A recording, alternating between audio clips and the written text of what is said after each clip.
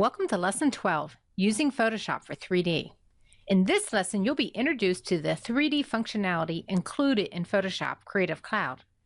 Keep in mind that Photoshop needs OpenGL enabled for many of the features that I'm going to cover. Most importantly, with Photoshop Creative Cloud, your graphics card must have a minimum of 512 megabyte VRAM to support GPU acceleration.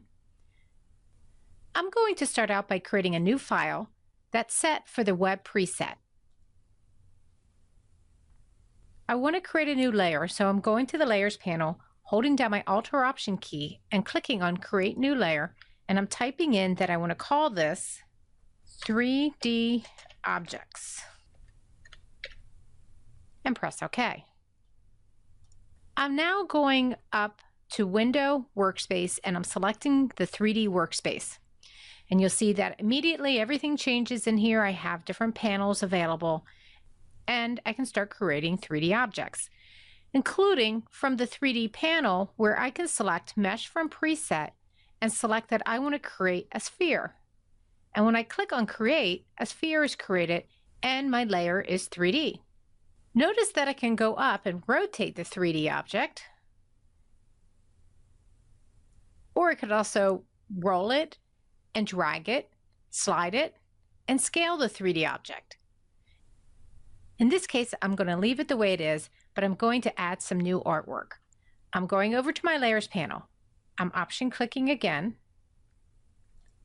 And this time, I'm going to call this layer Fleur de Lis and press OK.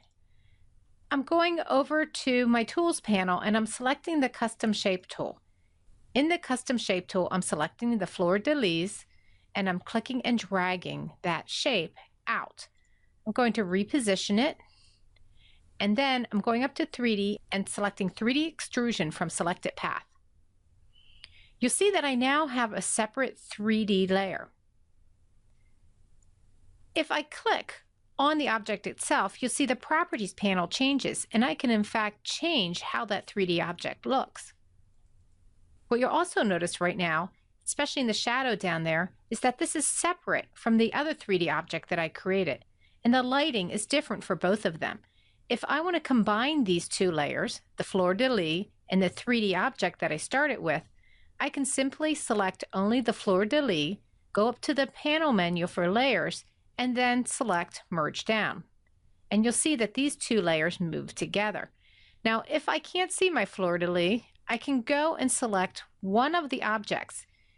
You'll see that in the 3D panel, I can select the 3D Objects layer. And then I can reposition and I can push that back behind the Fleur de Lis.